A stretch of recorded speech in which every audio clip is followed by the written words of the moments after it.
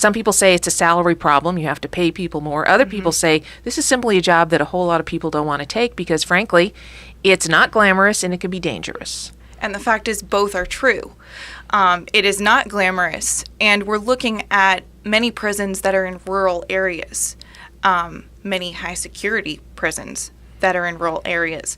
We have situations where officers, corrections officers, staffers are traveling an average of an hour a day just to get to and from work, sometimes more. Would you work for $35,000 as your top number in an institution where you're on the road for an hour and a half a day and you don't know if you're going to come home and see your family again?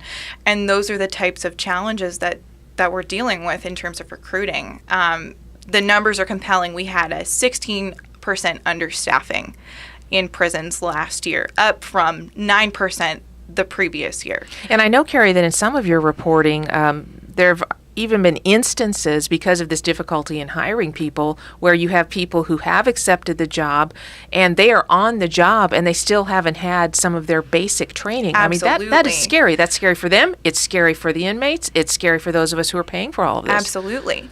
And you have to wonder, the number that was thrown out, Secretary Hooks presenting before the legislature, a committee at the legislature a few weeks ago, said that there were as many as 700 officers who were on the job for months last year without their basic training, which is roughly a 3-week program.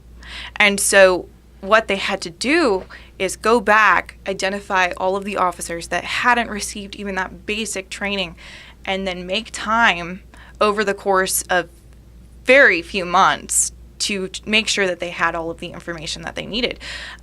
You have instances like the one in Pasquotank where the understaffing is so poor, one officer was assigned to oversee about 30 inmates in a sewing plant where they had access to scissors, sharp objects, and then you see what happened there, the horrific tragedy, 4 officers killed.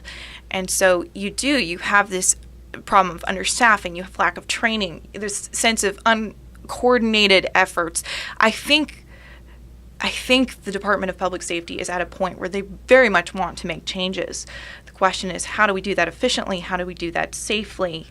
And even what are the extent of the problems that are the worst issues to address first?